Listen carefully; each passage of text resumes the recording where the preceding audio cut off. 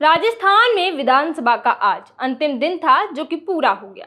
सत्र के दौरान कई मुद्दों पर बहस हुई, तमाम नए मुद्दों पर बात भी हुई।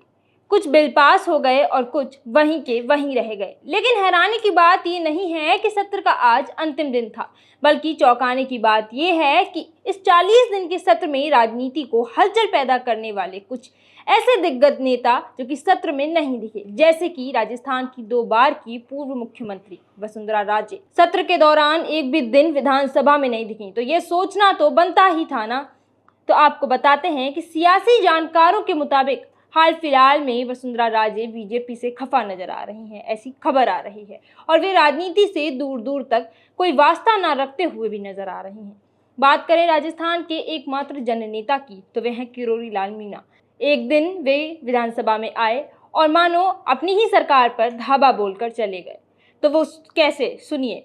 किरोड़ी बाबा आते हैं और अपनी सरकार पर हल्ला बोलकर चले जाते हैं। अब आप सोचेंगी कि ऐसा क्या किया किरोड़ी बाबा ने, तो चलिए बताते हैं।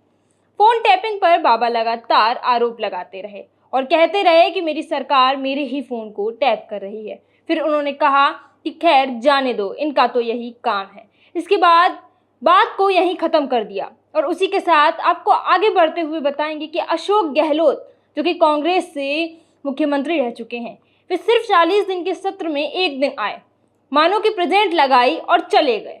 दरअसल गहलोत विधानसभा में चल रही घटिया मनमानी को लेकर बोले कि हमने देखा कि किस तरह से डोटासरा को टारगेट करके विधानसभा चलाई गई।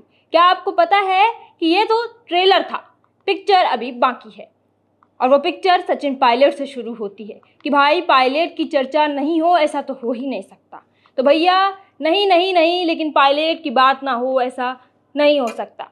दूसरी ओर पायलट आते हैं और ऐसा लगता है आके भी वो नहीं आते हैं, दूर से राम राम करी और चले जाते हैं।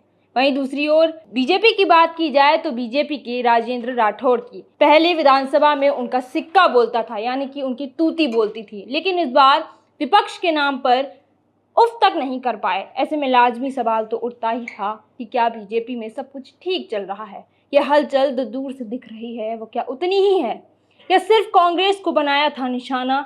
अब आप भी अपनी राय को कमेंट बॉक्स में कमेंट कर ज़रूर बताइएगा कि क्या होना था और क्या हो गया। ऐसे ही तमाम अपडेट्स के लिए और जानकारियों के लिए बने रहिए हमारे चैनल भारत रफ्तार के साथ।